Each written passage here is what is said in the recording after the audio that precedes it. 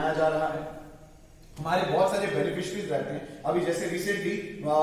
Sadaf ma'am के साथ मैंने एक रिसेंट केस था जो सुरन कोर्ट में था। वहां पे एक लड़की की एफआईआर लगाने में मुश्किल हो रही थी। उसमें प्रॉब्लम ये आ रही थी कि वो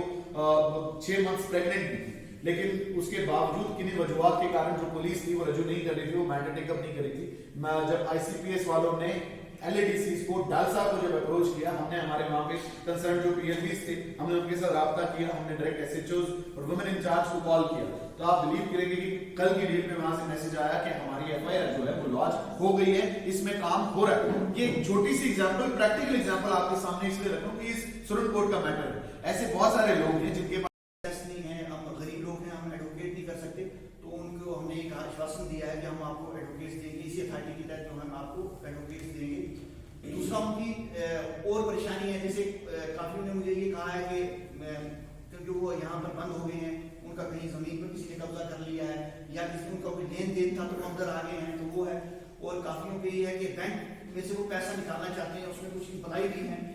ठीक है, तो उनका कुछ सब्सिडेंस और लोन्स है या कुछ पेंशनर थे, तो उनको उनकी एप्लीकेशन हमारे पास आई है, तो वो ये अथॉरिटी उसका भी निपटारा करेगी।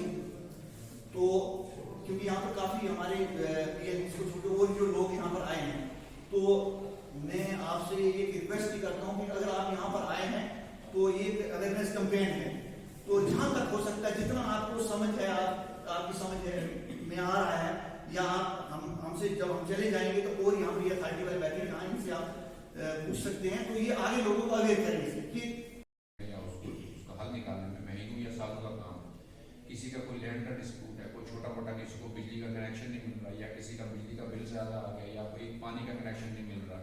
या कोई किसी का कोई कार्ड नहीं बन रहा, कोई आधार कार्ड नहीं बना रहा, या कोई different schemes of government of India की जो है किसी स्कीम के लिए वो एंटाइटल्ड है, उसको बेनिफिट नहीं मिल रहा, तो वो प्री लिटिगेशन में हमारे पास आ सकता है। हमारे पीआरबी उसके बिहाफ पे एप्लीकेशन लिखेंगे, हम कंसर्न अथॉरिटीज को नोटिस तक करेंगे और उनको बुला करके आपका जो मैटर है उसको रिड्रेस करने की कोशिश की जाएगी। तो ये बेसिकली 2-3 पर्पज हैं। उसके बाद आगे एक अवेयरनेस, लोगों में मैक्सिमम अवेयरनेस की जाए,